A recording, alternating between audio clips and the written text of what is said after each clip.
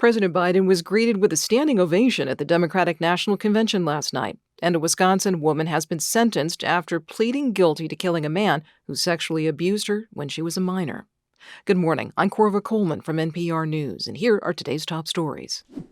The first night of the Democratic National Convention in Chicago ran long. The last speaker was President Biden, who was enthusiastically greeted with a 4-minute standing ovation before he even began.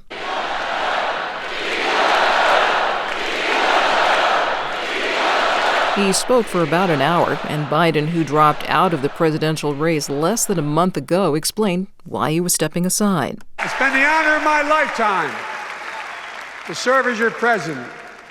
I love the job, but I love my country more. I love my country more.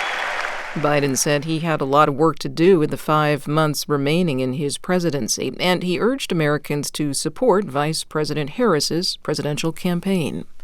Secretary of State Antony Blinken is in Egypt to continue pushing for a ceasefire between Israel and Hamas. Blinken says Israel has agreed to the latest ceasefire proposal and that it is up to Hamas to agree.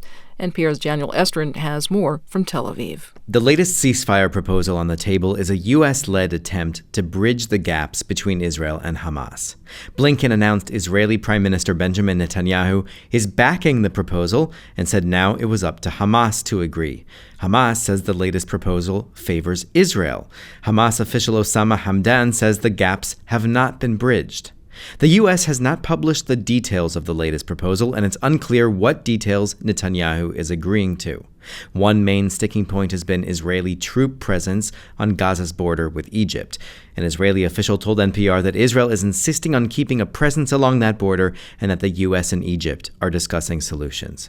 Daniel Estrin, NPR News, Tel Aviv. A Wisconsin woman has been sentenced to more than a decade in prison after pleading guilty to killing a man who sexually abused her when she was a minor.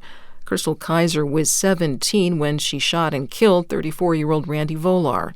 As Sarah Lear reports, the case drew international attention to the issue of trafficking. Prosecutors admit Volar was paying Kaiser and other underage girls for sex. Kaiser's attorneys had planned to argue for her acquittal by citing a state law that shields trafficking victims. But Kaiser took a plea deal after she was arrested for violating the terms of her bond. A Kenosha County judge said Kaiser's status as a trafficking victim does not excuse her crime. But Claudine O'Leary, an advocate for trafficking survivors, says the criminal justice system routinely fails Black women and girls like Kaiser. I think that that's the message that Crystal has gotten throughout her whole experience, which is like, you don't count as a victim. You don't count as important. Prosecutors argued Kaiser planned the killing so she could steal Volar's car. For NPR News, I'm Sarah Lear in Kenosha, Wisconsin. You're listening to NPR News from Washington.